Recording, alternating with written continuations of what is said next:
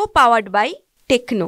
आज वरिष्ठांच्या बैठक आपल्या वरिष्ठांच्या भेटी मी घेतल्या आहेत आणि महाराष्ट्रातील एकूण राजकीय परिस्थितीवर काही चर्चा होती, काही त्यांना माहिती द्यायची होती, त्यामुळे आज भेटी झाल्या आणि आत्ताच्या एकूण परिस्थितीमध्ये महाराष्ट्रामध्ये आघाडीच्या संदर्भात काही चर्चा आमच्या हायकमांड बरोबर आज केली आणि ही चर्चा केवळ माहिती घेण्यासाठी आज बोलवलेली बैठक होती आणि ती माहिती वरिष्ठांच्याकडे आम्ही पोहोचवली।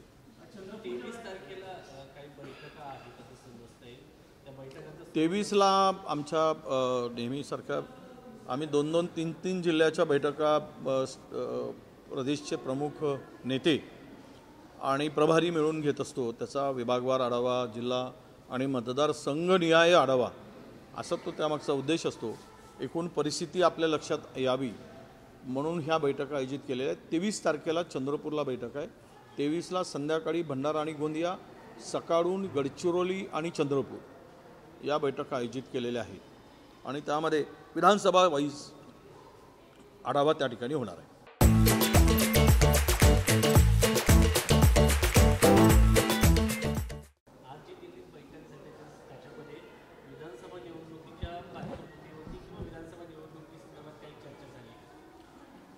नाही, विधानसभा निवडणुका तोंडावर आहेत त्यामुळे स्वाभाविक आहे चर्चा होणं आणि मूळ उद्देश तोच आहे।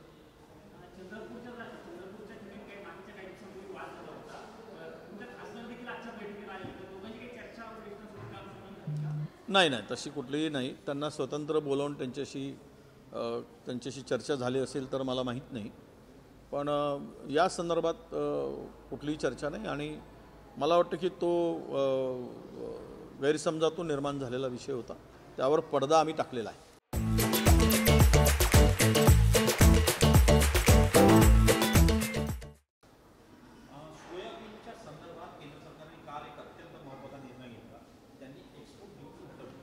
मला वाटतं 2013 मध्ये देवेंद्र फडणवीस आणि पाशा पटेल यांच्या जरा व्हिडिओ क्लिप काढल्यात आणि महाराष्ट्रातील शेतकरी तो बघतोय। 2013 मध्ये 6,000 रुपये प्रति क्विंटलसाठी घसा कोरडा होईस्तवर भारतीय जनता पक्षाचे नेते ओरडत होते।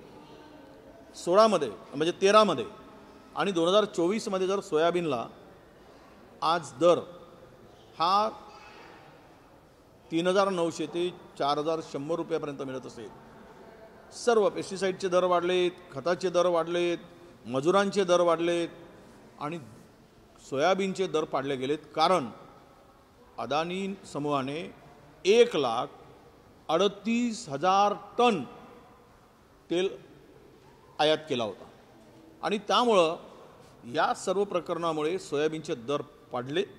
याला जबाबदार त्यावेळचं केंद्र सरकार होतं। आत्ताचे मागच्या वर्षीचे दर पडले आणि आता तुम्ही त्यावर निर्यात ड्युटीज जर कमी करायचा प्रयत्न म्हणून सांगत असाल तर त्यातून फार काही फरक पडत नाही। निवडणुकीच्या तोंडावर शेतकऱ्यांची फसवणूक करण्यासाठी नवीन जुमला आहे। हा नवीन जुमला एक केंद्र सरकारच्या माध्यमातून होतोय। कांद्याच्या संदर्भात महाराष्ट्रात कांदा आहे कुठे? आता कांद्यावर जे काही निर्यात शुल्क माफ करायचं किंवा त्यांनी सांगितलं तर इतर राज्यामध्ये कांदा आहे, महाराष्ट्रामध्ये कांदा नाही। म्हणजे महाराष्ट्राच्या शेतकऱ्यांना लालीपाप दाखवून त्यांची बनवाबनवी करण्याचा, अशी ही बनवाबनवी हा नवीन उद्योग केंद्र सरकार आणि राज्यातील भाजपचे नेते म्हणून करतायत। ही सुद्धा एक शेतकऱ्यांना फसवण्याची नवीन प्रवृत्ती महाराष्ट्रातील शेतकऱ्यांना ही तयार होते आहे असं मला वाटतं। गेल्या 2 दिवसांपासून बघतोय सर, भारतीय जनता पक्षाचे मोठमोठे नेते मुंबईची दौरे करत आहेत, बैठकांवरती सत्र होत आहे। काल परवा अमित शहा होते, आज भाजपचे अध्यक्ष JP नड्डा आहेत। एवढी धावपळ का? सगळे सांगतायत की भाजपा 55-60च्या पलीकडे जात नाही। हे कितीही गणपतीचं दर्शन घेऊ द्या, गणपती बाप्पा विघ्नहर्ता यांच्यावर कोपला आहे। महाराष्ट्रावर हे अरिष्ट संकटच आहे ना, हे तिघांचं इजा बिजा तिजा तिघांचं हे सरकार महाराष्ट्राला उद्ध्वस्तच करायला निघालं आहे। महाराष्ट्रातल्या प्राईम लँड विकण्याचा आणि वाटण्याचा सपाटा सुरू केला आहे। भूखंड प्रचंड मोठ्या प्रमाणात या लोकांनी वाटणं सुरू केलेलं आहे। आतापर्यंत मुंबईच्या 5 लाख कोटीच्या जागा यांनी वाटून मोकळे झाले। ते मग गुजराती व्यापाऱ्यांना सगळ्यात जास्त जागा दिल्या। तर तुम्हाला माफ कसं करणार? महागाईवर तुम्ही बोलत नाही. आम्ही महागाई म्हणतो ते गाईवर बोलतात, आम्ही महागाईवर बोला म्हणतो ते गाईवर बोलतात, आम्ही कामावर बोला म्हणतो ते रामावर बोलतात. तर हे सगळा जो काही विरोधाभास आहे हे महाराष्ट्रातील जनता ओळखून आहे. महाराष्ट्रामध्ये छत्रपती शिवाजी महाराजांच्या पुतळ्यामध्ये कमिशन खाणारे जर नातभ्रष्ट आणि नालायक कोण असू शकतील तर ते भारतीय जनता पक्षाचं असू शकतं. 36 कोटी रुपये खर्चाचं बजेट असलेला खर्च केला गेला दाखवलं आहे, त्याचं इस्टिमेट दाखवलं आहे 36 करोड आणि त्याच्यावर फक्त 4.5 कोटी रुपयाची बिलं दिले गेले त्या बनवणाऱ्याला सगळं काम करणाऱ्यांना. म्हणजेच 32 कोटी रुपये कोण घालेत याचा शोध घेण्याची गरज आहे, याची चौकशी होण्याची गरज आहे.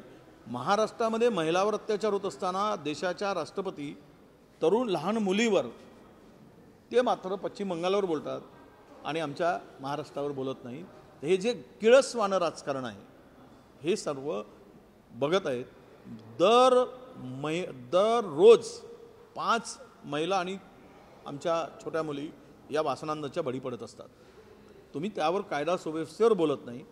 या राज्यामध्ये आमच्या महाराष्ट्रामध्ये गृहमंत्री कायदा सुव्यवस्थेवर बोलत नाही, अर्थमंत्री अर्थ खात्यावर बोलत नाही, हे आपलं सोडून भलत्यावरच बोलत असतात. राज्याची आर्थिक स्थितीवर कोण बोलायला तयार नाही. राज्याची काय आर्थिक स्थिती आहे, किती राज्य कर्जबाजारी झालं आहे, काय अवस्था करून ठेवली, श्वेतपत्रिका काढा, त्यावर बोलत नाही. उद्योगमंत्री श्वेतपत्रिका काढतो म्हणून उद्योग गुजरातला पळालेत, त्यावर अद्याप श्वेतपत्रिका काढली गेली नाही आणि महाराष्ट्राचं वाटोळं केलं गेलं. चारही बाजूनं महाराष्ट्र उद्ध्वस्त झालेला आहे. महाराष्ट्रामध्ये महिलावर अत्याचारात वाढ झाली, महाराष्ट्रातले उद्योग पडून बेरोजगारांना फसवलं गेलं, छत्रपती शिवरायांचा अपमान केला गेला, इंदू मिलवर पैसे दिलेत पण 1 रुपया खर्च केला का नाही, बाबासाहेब आंबेडकरांचा अपमान केला गेला, त्या इंदू मिलचा वर एक वीट रचली नाही. हे केलं काय यांनी? तर हे कमिशनखोर सरकार, हे लुटारूंचं सरकार आहे. हे डाकू, लुटारू, चोर, दरोडेखोर असं यांचं नाव. कारण कमिशन राज्यामध्ये आत्ताचं कमिशन हे 30% पलीकडे गेलं आहे. हे महाराष्ट्राने कधी पाहिलं नाही. 15 वर्षामध्ये जेवढे टेंडर काढले नाही तेवढे 2 वर्षात काढले. मुंबई महानगरपालिकेचे 1,97,000 कोटीचे टेंडर काढले गेले आणि आज मुंबई महानगरपालिकेमध्ये कर्मचाऱ्याला देण्यासाठी पगार नाही.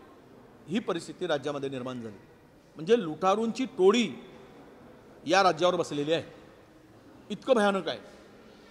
2-2.5 वर्षामध्ये झालेले टेंडर 200 कोटीच्या वरचे, एकही टेंडरमध्ये स्पर्धा झालेली नाही आणि त्यातील 80% कंत्राटावर केवळ 3च निविदा आल्या, 4थी निविदा आली नाही आणि आलीच तर ती डिस्क्वालिफाय केलं गेलं. याचा अर्थ स्पष्ट आहे की महाराष्ट्र तुम्ही लुटून खालात, महाराष्ट्राची इज्जत घालवली, महाराष्ट्राचे उद्योग गुजरातला पळवलेत, महाराष्ट्रामध्ये मात्र मुंद्रावरून तुम्ही महाराष्ट्रामध्ये ड्रग्स आणलात. महाराष्ट्राला काय पुरवलं तर ड्रग्स पुरवला आणि महाराष्ट्राने काय दिलं तर महाराष्ट्राचा स्वाभिमान. आत्ता तुम्हाला माहीत असेल 5 सेमीकंडक्टरचे प्रोजेक्ट मंजूर केले गेले केंद्र सरकारने, त्यातील 4 प्रोजेक्ट गुजरातला गेले आणि 1 आसामला गेला. या देशाचे कृषी मंत्री आंध्रामध्ये जाऊन आंध्रात गेलेत आणि 3,844 कोटी रुपयाचं पॅकेज घोषित करून आले तेलंगणा आणि आंध्रामध्ये जाऊन. महाराष्ट्रामध्ये 12 लाख हेक्टर जमिनीचं नुकसान झालं, 12 लाख, पण 1 रुपयाही दिला नाही ना. केंद्रीय मंत्री फक्त मतं मागायला येत आहे महाराष्ट्रात. तुम्हाला इथे महाराष्ट्र लाडका वाटत नाही कारण हे महाराष्ट्राचं स्वाभिमान गुजरातच्या चरणी गहाण ठेवलेली मंडळी सत्तेवर बसली आहे. त्यामुळे महाराष्ट्रात कितीही गणपती दर्शन घ्या, कितीही लोक या, काही फरक पडणार नाही. महाराष्ट्रातल्या लोकांनी महाराष्ट्राचा स्वाभिमान, छत्रपती शिवरायांचा अपमान करणाऱ्यांना महाराष्ट्राच्या मातीमध्ये महायुतीला गाडल्याशिवाय राहणार नाही, हा आम्हाला पूर्ण विश्वास आहे.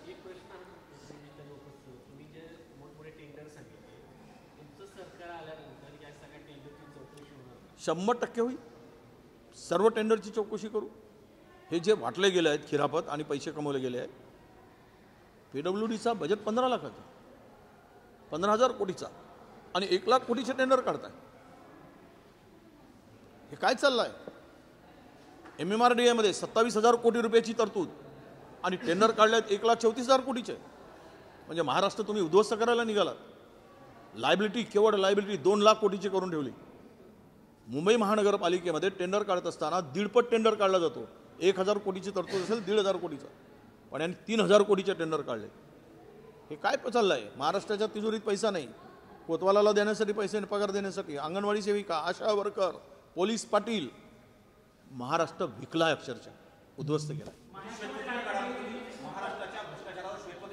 श्वेतपत्रिका काढू आणि एकही चोराला आम्ही सोडणार नाही. या सर्व टेंडरची आम्ही सर्व प्रकारे चौकशी करू. दूध का दूध, पाणी का पाणी लोकांना पाहिजे ते आम्ही दाखवू.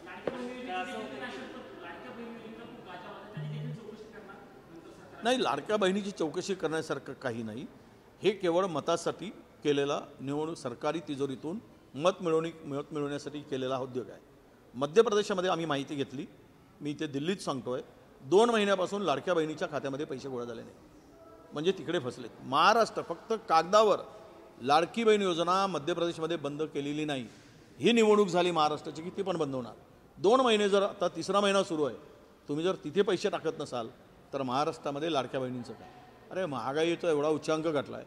55 रुपये किलोची डाळ तुम्ही 200 रुपयावर नेली, 65 रुपयाचं तेल तुम्ही 1,200 रुपयावर नेला, 400 सिलेंडर तुम्ही इकडे याच्यावर नेला 1,000 रुपयावर. एका बहिणीच्या बेटव्यातून महिन्याला तुम्ही 5,000 रुपये काढताय आणि 1,500 रुपये देऊन फसवणूक करताय.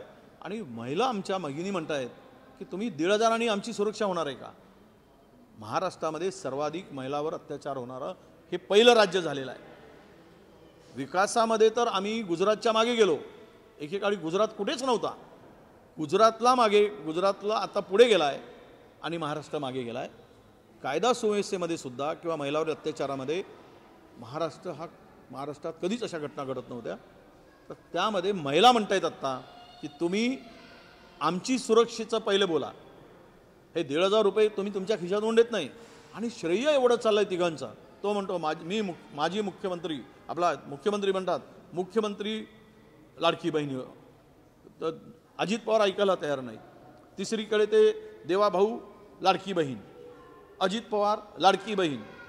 अरे जे ज्यांना तुम्हाला कदाचित माहीत नसेल, महाराष्ट्राच्या मुख्य सचिवांना 2 महिन्यामध्ये ज्या महिला आहेत हटवण्याचा प्रयत्न केला गेला. तुम्ही बाजूला व्हा म्हणून सांगितलं गेलं. 2 महिन्यात. इथे तुम्हाला लाडकी बहीण आठवत नाही.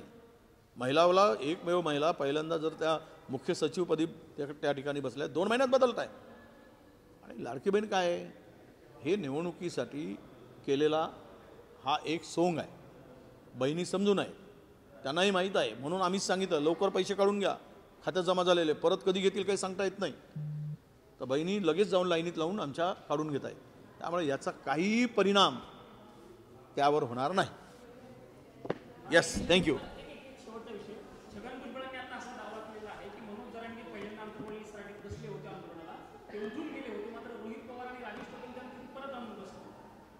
ते मला माहीत नाही. सरकार म्हणून त्यांच्याकडे अधिक माहिती असेल.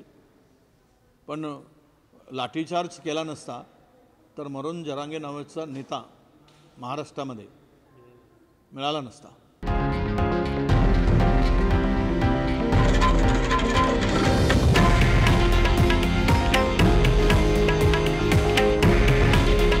हे आहे देशातील नंबर 1 न्यूज नेटवर्क आणि आपण पाहत आहात TV9 मराठी. काळजी तुमची, हित महाराष्ट्राचं.